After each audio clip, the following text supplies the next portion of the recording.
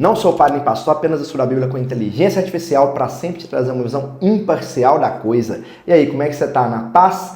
Hoje a gente vai seguir aqui no livro de Coríntios, capítulos 11 ao 16, encerrando essa carta onde Paulo chama a igreja de volta à maturidade, à reverência e ao amor prático.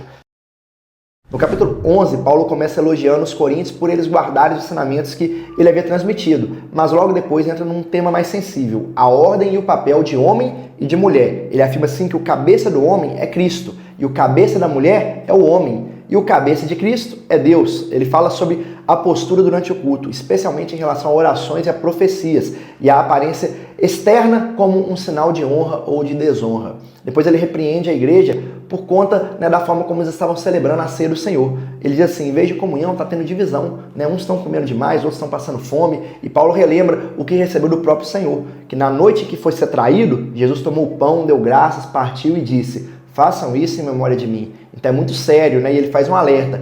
Quem participa da ceia de forma indigna, de qualquer maneira, vai lá para comer, para beber, faz de qualquer jeito, está trazendo juízo para si.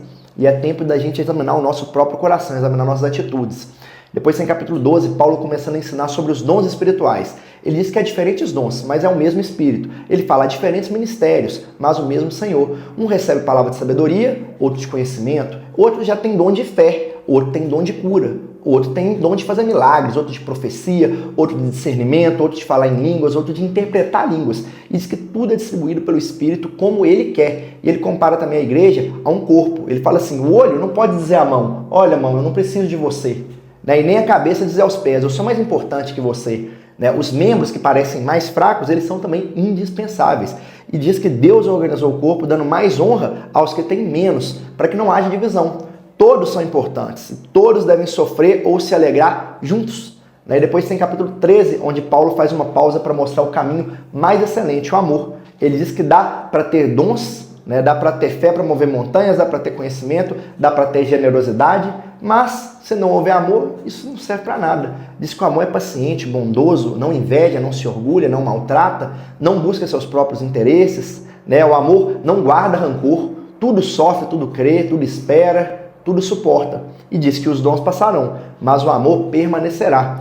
Agora vemos em parte, mas um dia veremos face a face. Por enquanto, permanecem a fé, a esperança e o amor. Mas de todos esses, o maior é o amor. E depois a gente tem capítulo 14, onde Paulo orienta sobre como deve ser a ordem no culto. E diz que o dom de profecia é superior ao dom de língua se não houver quem interprete. A pessoa falando em língua, mas não tem quem interpreta, não vai edificar a igreja. E fala que a profecia serve para exortar, consolar e edificar. E ele defende que tudo seja feito para edificação. Se alguém for falar em línguas, que haja no máximo 2 ou 3, e com interpretação. Se não houver quem interprete, que fique calado.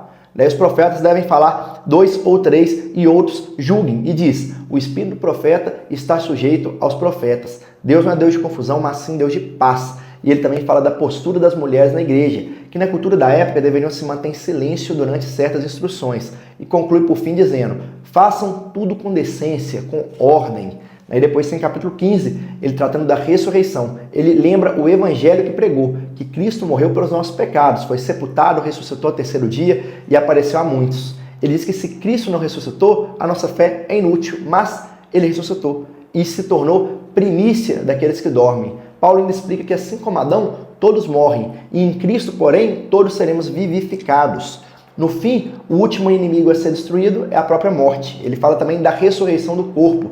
O que é semeado corruptível ressuscita de forma incorruptível. O que é semeado no meio da fraqueza, da dor, muitas vezes ali, do desânimo, vai ressuscitar em poder. No final ele declara, onde está a morte, a tua vitória? Onde está a morte, o teu aguilhão? Cristo venceu tudo, graças a Deus, que nos dá vitória por meio dele.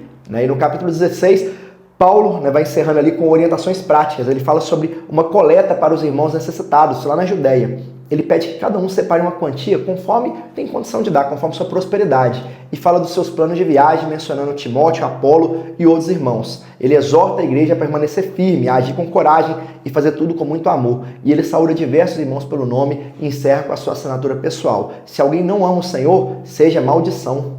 E Maranata, venha Senhor, a graça do Senhor esteja com vocês. O meu amor será com todos em Cristo Jesus, assim que ele encerra.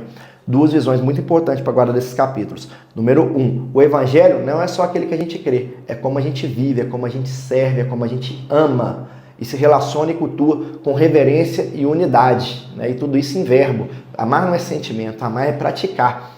E 2, a fé cristã só faz sentido por causa da ressurreição. Se Cristo vive, tudo muda. E se tudo muda, nossa vida precisa refletir isso. Por fim, vamos orar? Senhor, muito obrigado que a Tua palavra é poderosa. Obrigado, Senhor, pelo discernimento. Eu peço para que o Senhor abra a nossa mente, para que a gente entenda cada vez mais, dê sabedoria, dê inteligência, Pai. Para que a gente, Pai, não leia e aquilo somente seja uma leitura como qualquer outra, mas que o próprio Deus fale conosco através da Bíblia, através desses vídeos. É o que eu oro e que eu te peço e já agradeço em nome de Jesus. Amém? Deus abençoe de forma grandiosa.